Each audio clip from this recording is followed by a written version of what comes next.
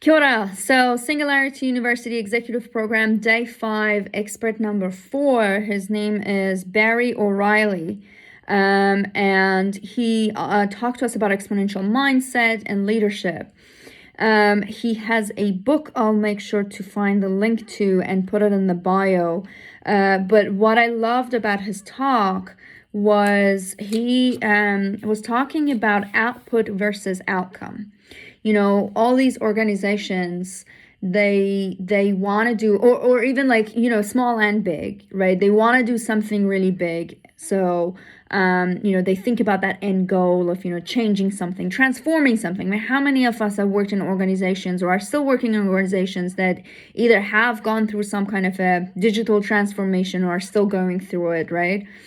And so we've all kind of like experienced, or most of us who are in the audience have experienced something like that. But then he talks about you need to think about output versus outcome. You know, that you can keep doing a lot, you know, but not actually have, you know, results in the end of the day. So what he recommends, Barry, is think big, start small, which I think is the topic of his book. If I'm making a mistake, I'm sorry, Barry, but I'll make sure that I'll fix this in the comments. But that was the point he was making. Think big, start small. You want to change the world, that's amazing. You want to change an entire organization, that's fantastic. But think about what that bigger aim is, and you know where you want to be in like 2 to 3 years, and then think about what you need to do in a year, and then a month, and then a week, and then tomorrow. And then start really small. And so he gave us a couple of examples of organizations that have done it this way. I think most of the startups are like that. Like, think about startups. You know, the ones that have gone on to change the world, or the ones that do want to change the world, they started on something really small, really specific. You know, they had that ambition and that big goal in mind.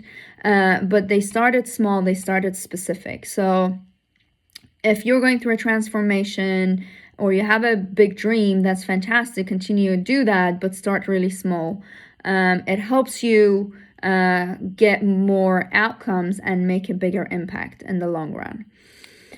So yeah, let me know what you think. What is your experience with, you know, a project or something that you've gone through where either you've had to think big but started small, or you thought big and then you did something really big and maybe you didn't get the result that you wanted, or you did. That could also be a possibility, but it probably would be an exception rather than the norm, I think. Anyway, you let me know in the comments. Cheers.